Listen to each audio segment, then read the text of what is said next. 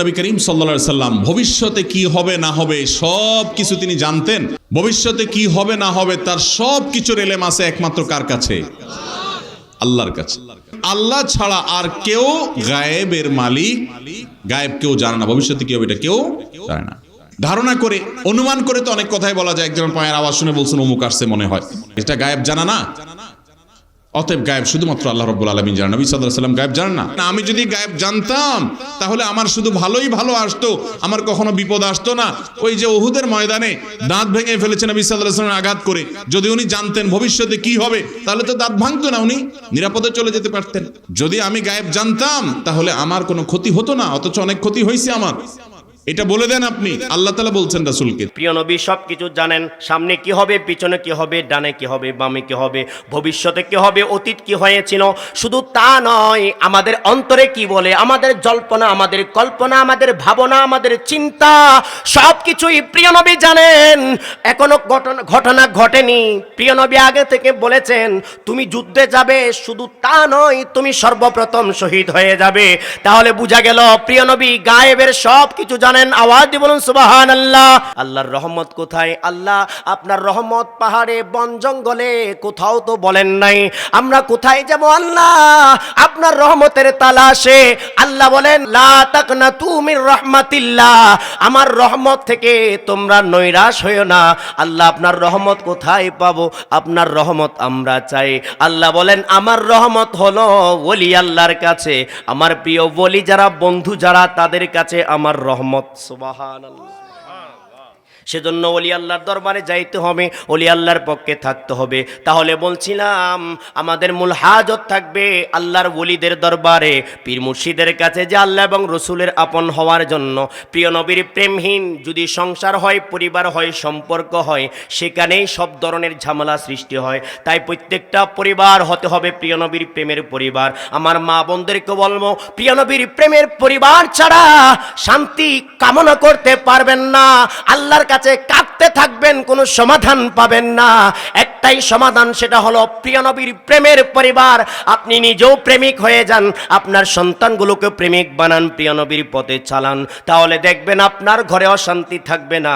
এবং প্রিয় নবীর প্রেমের পথ তথা বদর, ওহুদ, সিফফিন, কারবালার পথে আপনার সন্তানগুলোকে পরিচালিত করুন, তাহলে আপনার পরিবার হবে সুন্দর পরিবার। সুবহানাল্লাহ বলেন। স্বামী স্ত্রীর মধ্যে আর কোনো ঝামেলা, মহাব্বত পয়দা হবে, বৃদ্ধি পাবে, ঠিক না বেঠিক? ভালোবাসা বৃদ্ধি পাবে, বিশ্বস্ততা বৃদ্ধি পাবে। আমার বিষয় ছিল কিন্তু, তাই আমি এটা আলোচনা করছি, কারণ আমার একটু পরেই আমাদের আজকের যিনি প্রধান মেহমান মহান মুর্শিদ কেবলা তিনি আগমন করবেন। তাই আমার বিষয়ের দিকে একটু যাচ্ছি।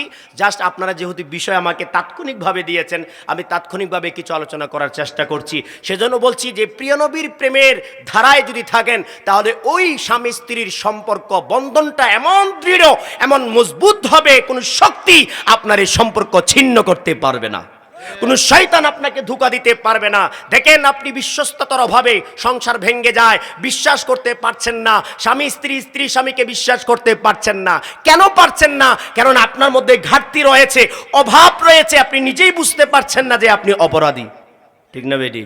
সেজন্য প্রিয় নবীর প্রেমিক হলে আপনার মনের মধ্যে একটা ভয় কাজ করবে যে আমার সব কিছু তো আল্লাহ এবং তার রসুল দেখছেন, আমার সব কর্ম তো আল্লাহ এবং তার রসুল দেখছেন, আমি কিভাবে আমার স্ত্রীর সাথে প্রতারণা করব, আমি কিভাবে আমার স্বামীর সাথে প্রতারণা করব। এমনিতেই আপনার ভিতরে একটা পরিবর্তন কাজ করবে, এই পরিবর্তনটা হলো প্রিয় নবীর প্রেম। সুবহানাল্লাহ বলেন। সবেমাত্র বিয়ে হলো, বিয়ে হলে প্রথম রাতে উপস্থিত হলেন, প্রথম রাত যাপন করলেন। এই রাতের মধ্যেই আল্লাহর প্রিয় নবী ডিক্লার দিলেন উহুদের যুদ্ধে যাবে, উহুদের যুদ্ধের ঘোষণা দিলেন।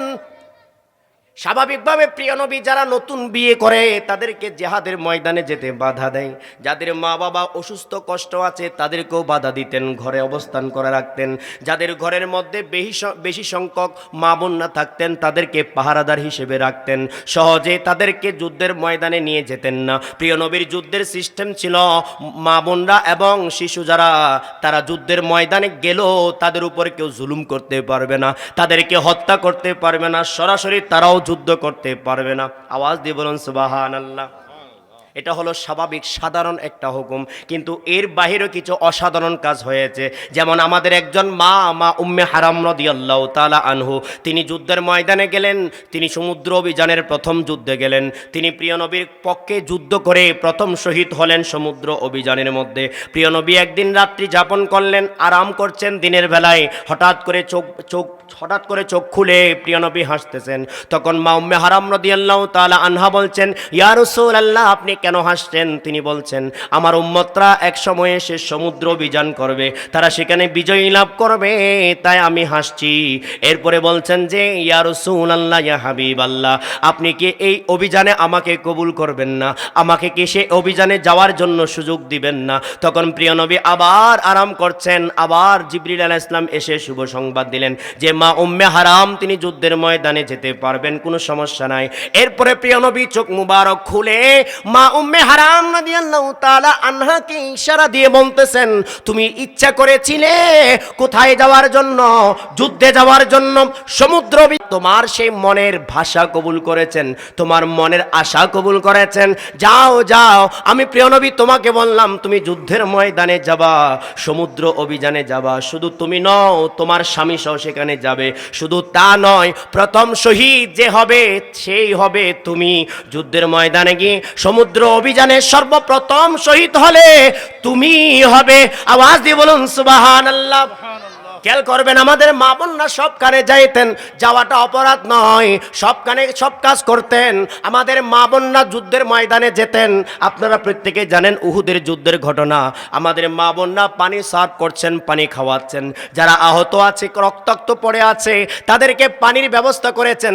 আর যাদের রক্ত ঝরছে, রক্ত বন্ধ করার জন্য তাদেরকে ছাই দিয়ে বা আদার্স অন্য কিছু দিয়ে তাদেরকে রক্ত পড়া বন্ধ করার জন্য কাজ করেছেন সেবিকার মতো।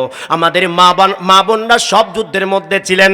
এমনকি মা আয়েশা রাদিয়াল্লাহু তাআলা আনহা উম্মুল মুমিনিন, তার থেকে হাদিস বর্ণিত, তিনি বলতেছেন প্রিয় নবীর স্ত্রী যারা, তাদের থেকে তিনি সব সময় যুদ্ধের ময়দানে এক একজন স্ত্রীকে যুদ্ধে নিয়ে যেতেন। আমার বর্ণনা নয়, বুখারী শরীফের হাদিস। তাহলে বোঝা গেল প্রিয় নবী সব সময় আমাদের মাদেরকে যুদ্ধের ময়দানে নিয়ে যেতেন, তাদের প্রয়োজন যেটা তারা সেটাই করতেন। এভাবে প্রত্যেকটা যুদ্ধের ময়দানে আমাদের মা বোনদের অংশগ্রহণ ছিল। এমনকি আপনারা যদি দেখেন কারবালার ময়দানে, সেখানে ইমাম আকবর ইমাম হুসাইন আলাইহিস সালামের সাথে, আমার ইমাম আকবর ইমাম হুসাইন আলাইহিস সালামের সাথে সেই ময়দানে মা বোনরা ছিল। মা বোনরাও ওই ইমাম আকবর ইমাম হুসাইন আলাইহিস সালামের সাথে ছিল। এভাবে অসংখ্য দলিল প্রমাণ রয়েছে যুদ্ধের ময়দানে মা বোনরা অংশগ্রহণ করেছে। আওয়াজ দিয়ে বলুন সুবহানাল্লাহ। একটু আগে বলেছি মা উম্মে হারাম রাদিয়াল্লাহু তাআলা আনহা, তিনি যুদ্ধের ময়দানে গেলেন, সমুদ্র অভিযানে গেলেন। ঘটনা কিন্তু পরের, প্রিয় নবী বলেছেন আগে। প্রিয় নবী সব কিছু জানেন, সামনে কি হবে, পিছনে কি হবে, ডানে কি হবে, বামে কি হবে, ভবিষ্যতে কি হবে, অতীত কি হয়েছিল। শুধু তা নয়, আমাদের অন্তরে কি বলে, আমাদের জল্পনা, আমাদের কল্পনা, আমাদের ভাবনা, আমাদের চিন্তা, সব কিছুই প্রিয় নবী জানেন। এখনো ঘটনা ঘটেনি, প্রিয় নবী আগে থেকে বলেছেন তুমি যুদ্ধে যাবে, শুধু তা নয় তুমি সর্বপ্রথম শহীদ হয়ে যাবে। তাহলে বোঝা গেল প্রিয় নবী গায়েবের সব কিছু জানেন। আওয়াজ দিয়ে বলুন সুবহানাল্লাহ, নারে তাকবীর, জোরে।